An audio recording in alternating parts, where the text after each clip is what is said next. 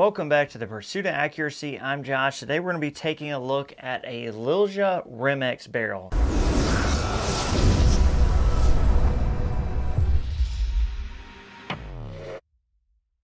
I actually had no idea that Lilja even made Remex barrels. Obviously, I've been using their barrels for a long time on the CZ457s, and I was on their website just looking around and kind of stumbled on this, that they make pre-fit Remex barrels. So of course, I own two Remexes. I had to give this a shot. So the weather has been brutally cold and brutally abnormal for North Carolina, but I did take out 3 or 4 lots of Ely Match, and we did battle the weather a little bit, and I'm going to start clipping in some groups now. But what you're basically going to see is those first 4 groups on the paper that aren't great. Those are from 1 or 2 lots of Ely Match that the barrel obviously didn't like, and then we stumbled across some lots it did like. So instead of making this really super long and drawn out, because I do think that we owe this barrel another go when it gets a little bit warmer to give it more of a fair shot. So what I'm going to show you is the results out of like 4 different lots of Ely Match, all shot at 50 yards, and then at the very end we of course shoot a 10-shot group at 150 yards. And for this being a pre-fit barrel, and from Lilja, of course, I wasn't really worried about whether or not it would shoot. And of course, the lapping, fit, and finish were the same quality that I've grown to expect out of all their other drop-in barrels and pre-fit barrels like the CZ457s. I have one of their barrels on a 223 DMR rifle. And I have another barrel that's going on a centerfire bolt action that you guys will be seeing hopefully in a couple months. But sit back, watch the groups, and we'll wrap this up at the end.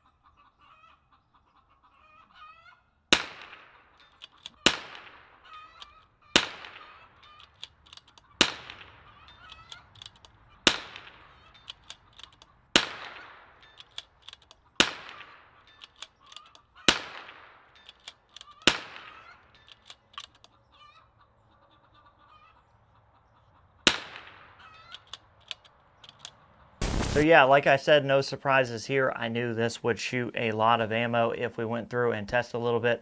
Again, I had like 3 or 4 lots. The weather conditions are kind of crap. As you get into the really, really cold months, well, for North Carolina, that's below freezing, and that's when we were shooting these groups. I find it a little harder and harder to dial in these rim fires. They get a little bit more pickier with the ammo, and that's just kind of what I found across match ammunition in the extreme cold weather. And again, I mean extreme for North Carolina, which is below freezing during the day as a high, which is pretty crazy for us. But yeah, we will come back to this again in the spring once we hit around 50 or 60 degrees, and we'll do a little bit more in-depth testing this with more kinds of ammunition. But I appreciate you guys watching. Catch you on the next one.